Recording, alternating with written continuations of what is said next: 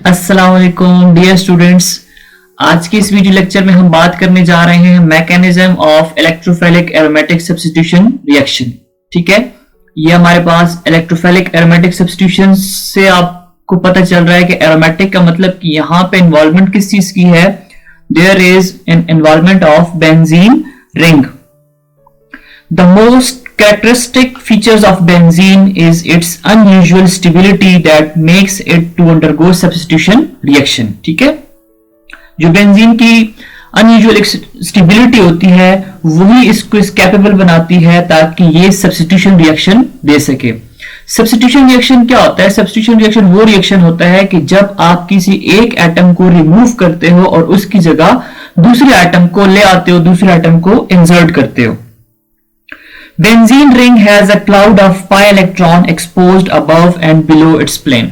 ठीक है, लास्ट जो हमारे पास लेक्चर्स थे उसमें हम लोगों ने देखा है ना कि जब हम इसके ऑर्बिटल्स को देखते हैं तो अबव एंड बिलो इनके इलेक्ट्रॉनिक डेंसिटी पड़ी होती है।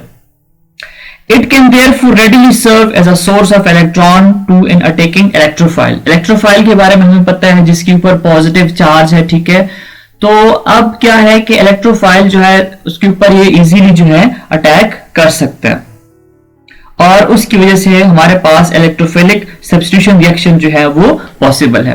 तो अब हम देखेंगे कि इसका जो मैकेनिज्म है वो किस तरह होता है। देखिए, बेंजीन को अगर आप देखो ना तो बेंजीन हम लोगों ने पढ़ा हुआ है कि बेंजीन रिंग जो है वो कुछ इस तरह की रिंग होती है। ठीक है, जिसमें अल्टरनेट सिंगल और डबल बॉन्ड्स होते हैं। अब ये जो पाई बॉन्ड बीच में आपको नजर आ रहे हैं, जो डबल बॉन्ड है, ये रिप्रेजेंट क्या कर रहा है? It represent pi bond. तो अब ये पाई बॉन्ड जो है, these are basically responsible for the electrophilic substitution reaction. अभी हम इसका जनरल मैकेनिज्म देखते हैं कि जितने भी एरोमेटिक कंपाउंड्स हैं वो किस तरह से electrophilic aromatic substitution reaction carried out करते हैं। ठीक है, हम जनरल रिएक्शंस के लिए पढ़ रहे हैं। तो जनरेशन ऑफ द इलेक्ट्रोफाइल, सबसे जो पहला स्टेप है वो हमारे पास क्या होता है कि हम लोगों ने इलेक्ट्रोफाइल को जनरेट करना होता है। इलेक्ट्रोफाइल को हम ई से रिप्रेजेंट कर देते हैं और इलेक्ट्रोफाइल के ऊपर याद रखें पॉजिटिव चार्ज होता है। This is a reaction pattern specific to each particular electrophilic aromatic substitution reaction. ठीक है, सबसे पहले स्टेप में हमारे पास हम कोई भी रिएजेंट ले लेते हैं। ठीक है, हम जनरल रिएजेंट लिख लेते हैं। कोई भी आपके पास रिएक्टेंट है, आपने क्या करना होता है कि उससे जो है कोई इलेक्ट्रोफाइल जनरेट करना होता है। ठीक है, सबसे पहले स्टेप में आपने क्या करना है कि इलेक्ट्रोफाइल जनरेट करना है। ठीक है, अब आपके पास फर्स्ट स्टेप में इलेक्ट्रोफाइल आ गया। ठीक है, रिएजेंट आपके पास कोई भी हो सकता है। ठीक है, आगे हम स्टेप वाइज डिस्कस करेंगे कि आपके पास कौन सा रिएजेंट आप यूज कर सकते हो। ये हमारे पास क्या है? This is a general mechanism. अब सेकंड स्टेप में क्या होता है कि reaction of a nucleophile and electrophile to form a new covalent bond.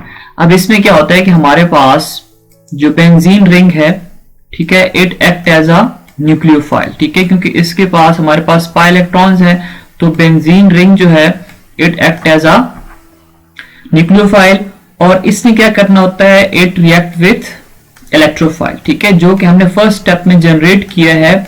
अब यहां पे क्या होता है कि जो पाई इलेक्ट्रॉन्स हैं बेंजीन रिंग में वो इसके ऊपर अटैक कर लेते हैं। जैसे ये पाई इलेक्ट्रॉन्स है तो पाई इलेक्ट्रॉन ने क्या करना है?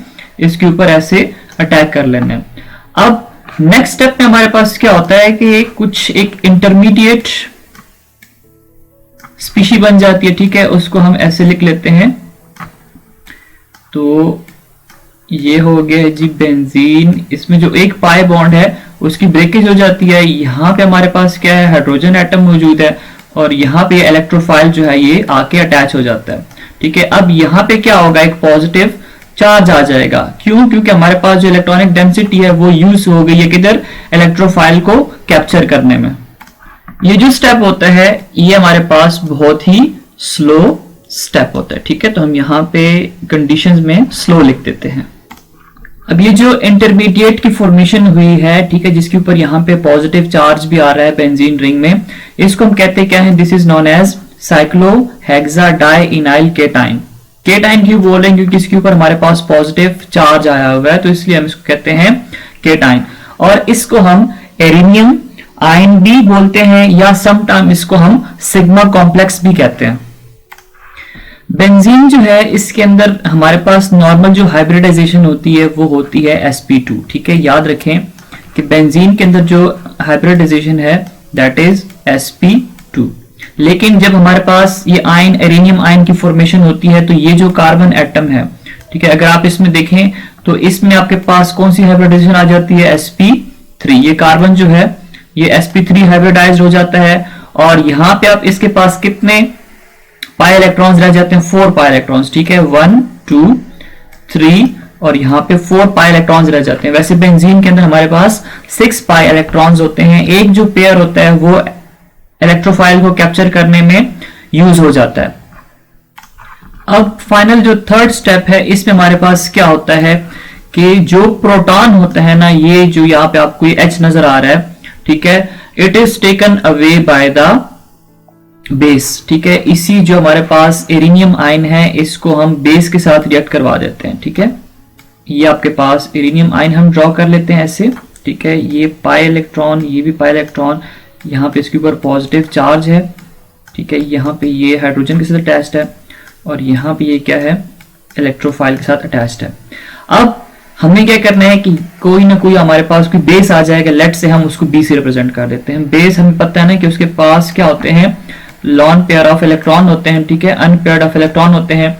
वो क्या करता है कि जो इलेक्ट्रॉन्स होते हैं वो अटैक कर जाते हैं किसके ऊपर, इस हाइड्रोजन के ऊपर, और ये जो इलेक्ट्रॉनिक डेंसिटी है ना ये क्या आ जाती है, वापस बेंजीन रिंग की तरफ आ जाती है। तो हमारे पास बनता है क्या है कि ये बेस और ये हाइड्रोजन आपस में मिलके आपके पास कुछ इस तरह बना लेंगे, ठीक है, BH, ठीक है। और साथ में आपके पास क्या बनेगा कि बेंजीन रिंग जो है उसके अंदर इलेक्ट्रोफाइल इंसर्ट हो जाता है, ठीक है, अटैच हो जाता है। इसका मतलब है कि हमने क्या किया है, हाइड्रोजन को रिमूव कर दिया है और उसकी जगह क्या लगाया है, इलेक्ट्रोफाइल लगा दिया है। तो this reaction is known as electrophilic aromatic substitution, ठीक है।